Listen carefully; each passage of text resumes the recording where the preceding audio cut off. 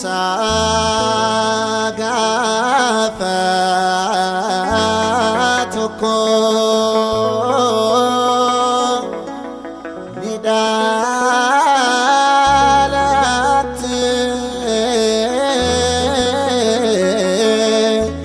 ati waqayyo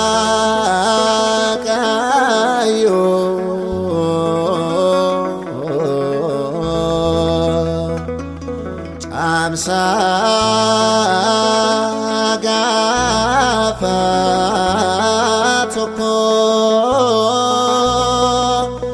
nidalat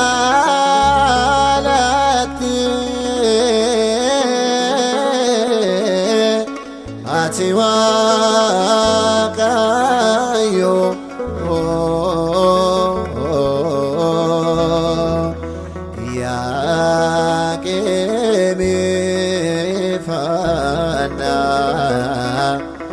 Abba Shira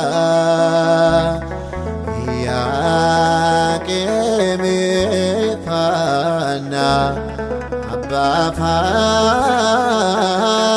Shira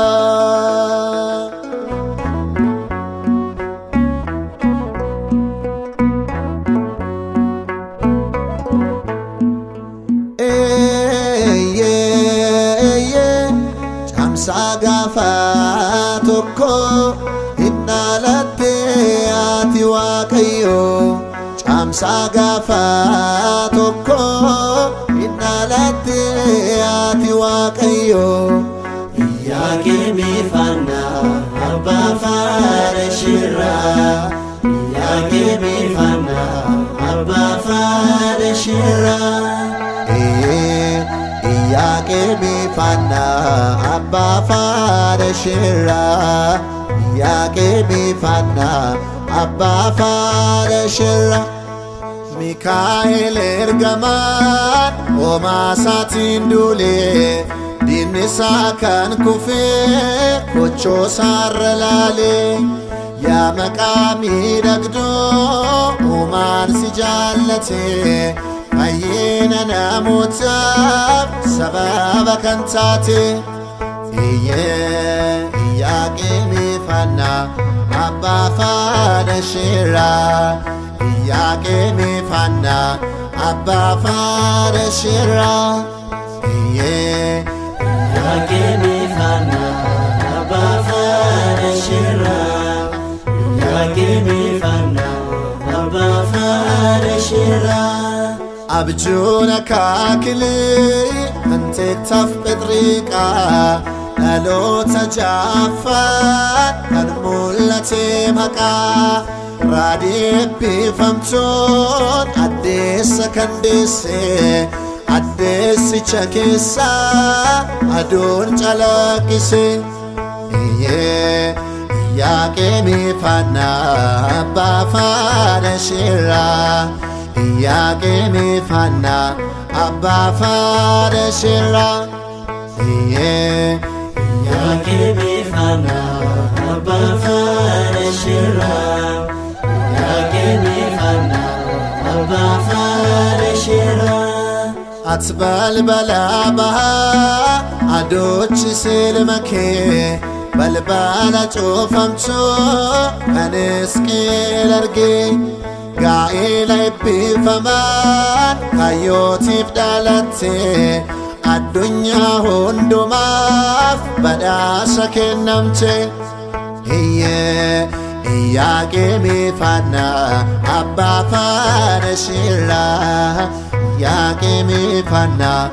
Abba Shira Yaqimi Fana Abba Shira Yaqimi Fana Abba Shira Ifaan guutamera garri Libaanosi iftiitoo dhalate haadha Yesuusi sirraa baranneerraa galata isaaf laannaa Waaqa sinuuf kenneef ilillee galchinaa Yaqimi Fana Abba Shira